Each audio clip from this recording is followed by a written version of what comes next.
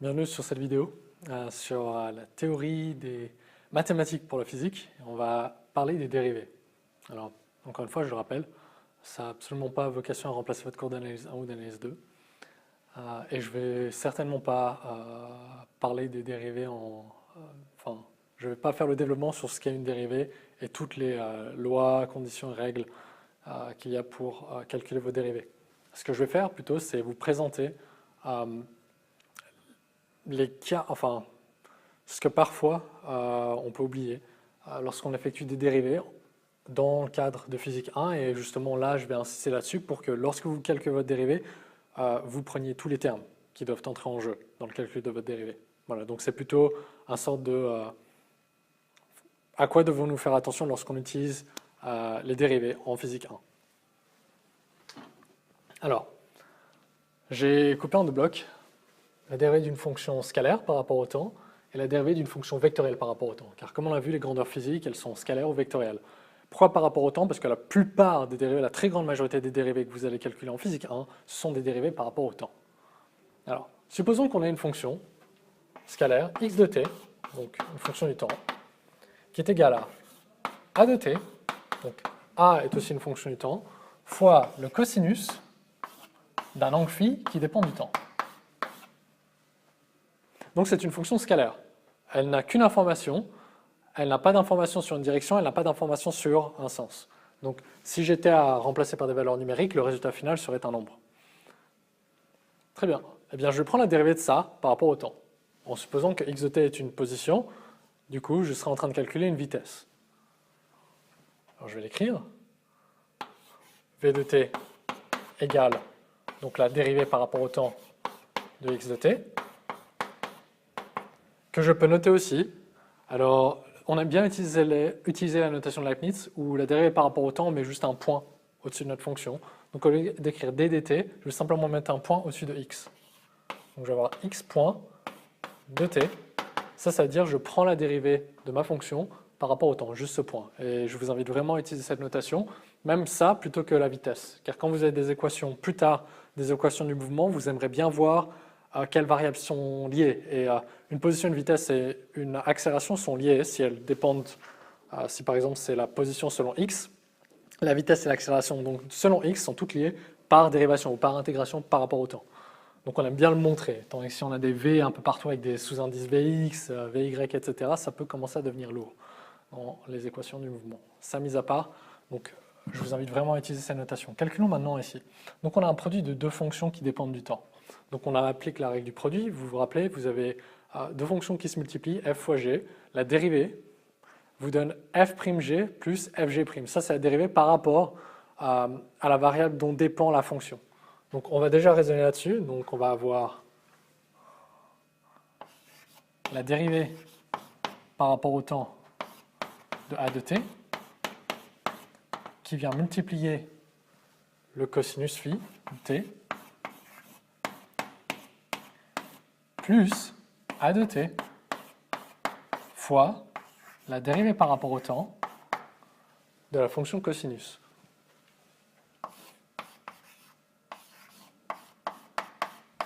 Donc je répète, j'ai écrit la dérivée par rapport au temps de la fonction a de t fois le cosinus de phi de t plus la fonction a de t fois la dérivée de la deuxième fonction qui dépend du temps, ici.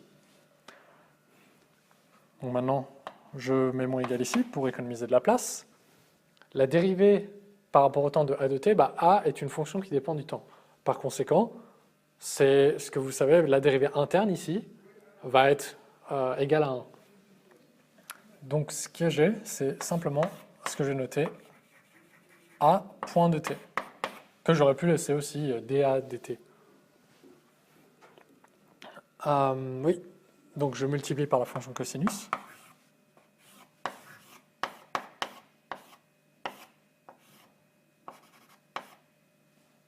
Donc a point de t fois cosinus phi de t, plus, je réécris ici a de t, fois, et là je prends la dérivée de cosinus de phi de t.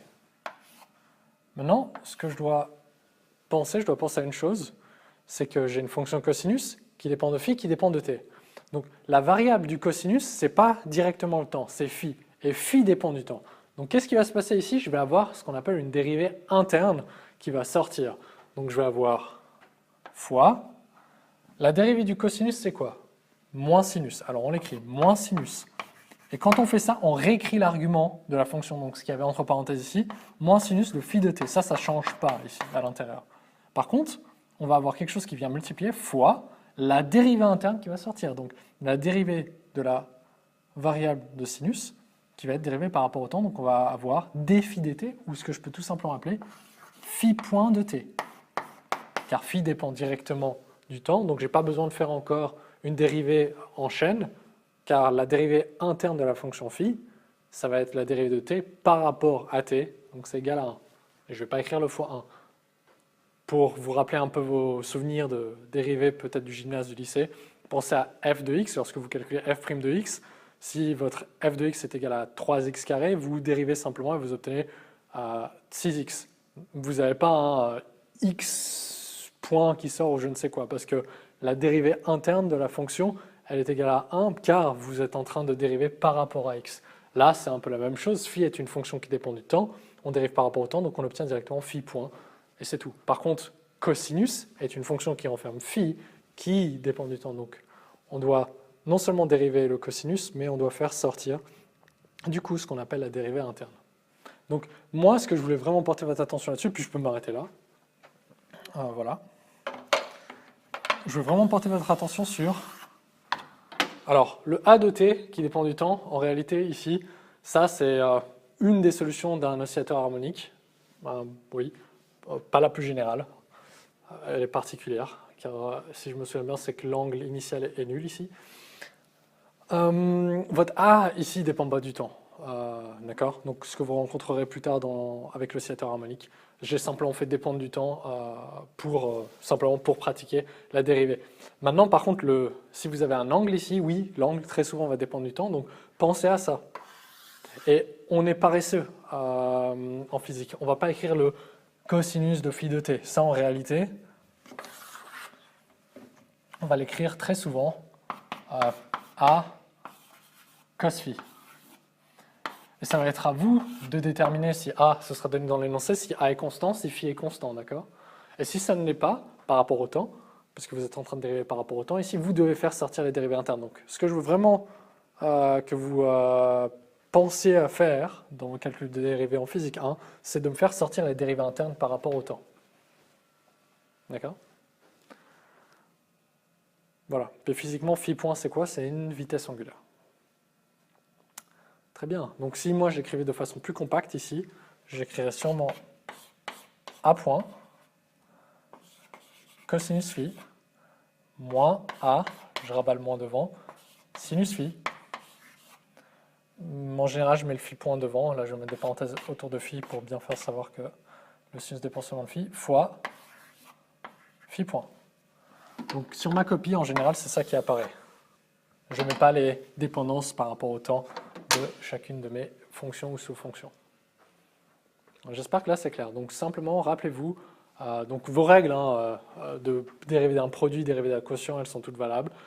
Et rappelez-vous surtout de la dérivée interne. J'espère que j'ai assez insisté là-dessus. Donc voilà comment on dérive une fonction scalaire par rapport au temps. C'est un exemple en tout cas.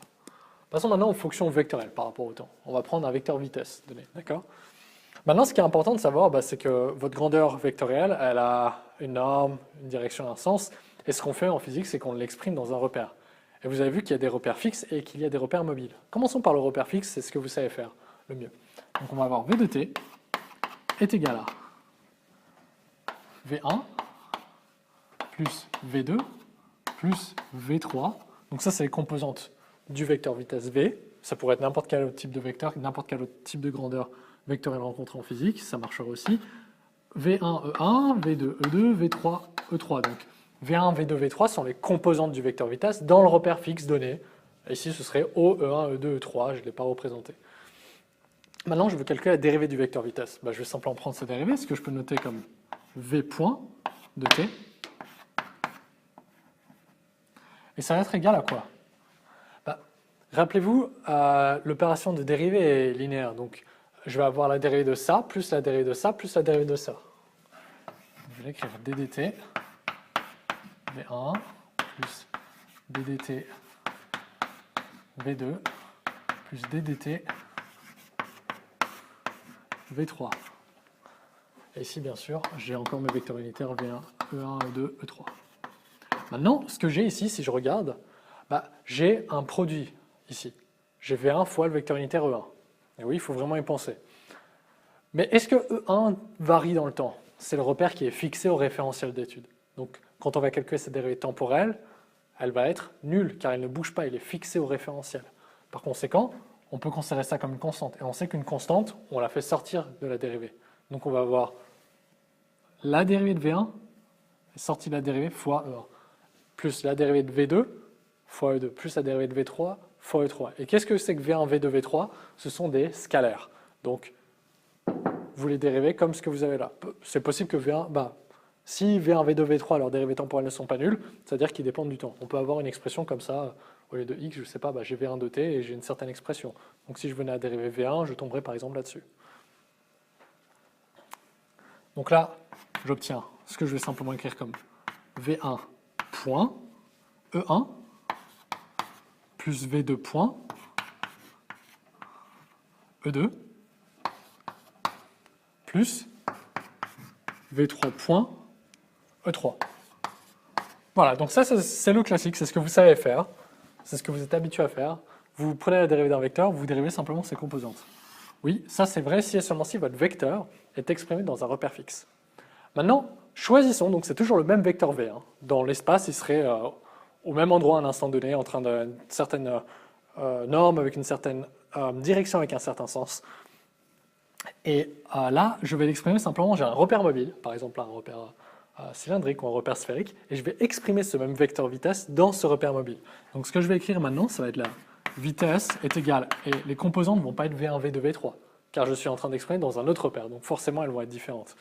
Donc je vais avoir VA plus VB, le B je le fais plus petit, plus VC, et cette fois-ci on va dire que mon repère mobile ce serait un repère A, Y1, Y2, Y3. Donc mes vecteurs unitaires ici c'est Y1, Y2, Y3. On se rappelle que le repère du coup A, Y1, Y2, Y3, comme ici on avait E1, E2, E3, avec O, très souvent choisi ici, ça va être A par exemple, l'origine du repère. Comme ce repère est mobile, je vais faire la même chose pour calculer la dérivée, par rapport au temps, donc pour avoir V point de t, mais lorsque je vais avoir ça, ici j'ai un produit fonction. Est-ce que mes dérivées temporelles de mes vecteurs unitaires sont nulles? Non.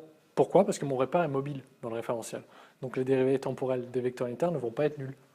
Et je vais avoir quoi? Je vais avoir VA point Y1, donc ça c'est ce à quoi on s'attend, comme ici, mais on va écrire plus, donc on prend la dérivée de ça, donc on a VA point Y1 plus VA Y1 point.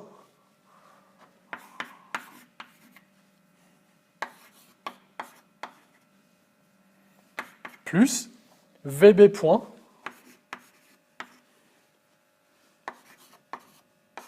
Y2 plus VB Y2 point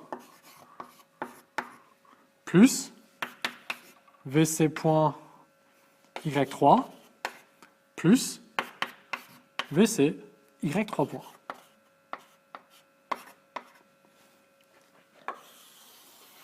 Donc ce à quoi vous n'êtes sûrement pas encore habitué, mais vous allez bientôt l'être, ce sont les termes qui apparaissent ici. Ceux avec les dérivées temporelles de vecteurs unitaires. Alors oui, si le repère est mobile, on en a déjà discuté, si vous avez regardé les vidéos précédentes. Ces dérivées-là ne sont pas nulles si le repère est mobile dans le référentiel. Comment les calculer? Vous avez deux possibilités.